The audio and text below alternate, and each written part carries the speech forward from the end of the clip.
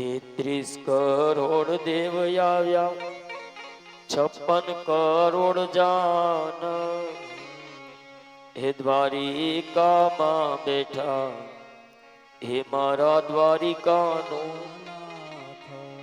એવી ભગવાન પરમાત્માની તૈયારીઓ થવા લાગી.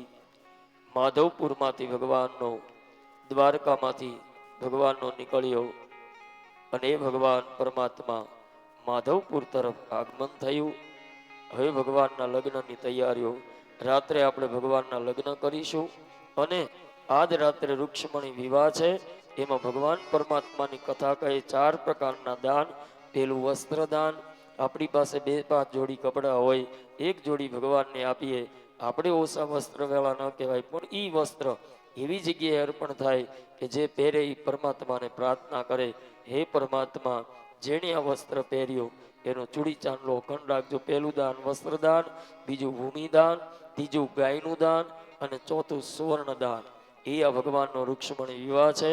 એટલે રાત્રે આપણે જાન સરસ મજાની જોડાશે, ભગવાન ઠાકોરજીનો જય જયકાર થશે અને ભગવાન પરમાત્માનો હરિનો પણ જયઘોષ આપણે કરીશું રાત્રે.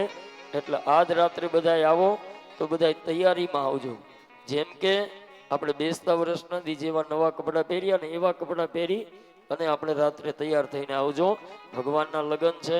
તમારા પુત્ર તમને ભલે જાનમાં ન લઈ ગયા હોય, પણ હું તમને ભગવાન ઠાકોરજીની જાનમાં લઈ જઈશ. અને ધોળા વાળ હોય ને એને સમજી ગયા ને, એવી સરસ મજાની જાન ભગવાન ઠાકોરજીની જોડીશું ઢોલ નગારા સાથે અને એ ભગવાનના લગ્ન કરીશું, આનંદ કરીશું. ભાગવતનો પહેલો જ છેલ્લો પ્રસંગ એટલે રૂક્ષ્મણી વિવાહ. એવા ભગવાન ઠાકોરજીના દર્શન કરી અને જીવનને આપણે ધન્ય બનાવીશું. 596મી કથા અને 596મી કથામાં મારો લાલો આ 596મી વાર પરણવાની.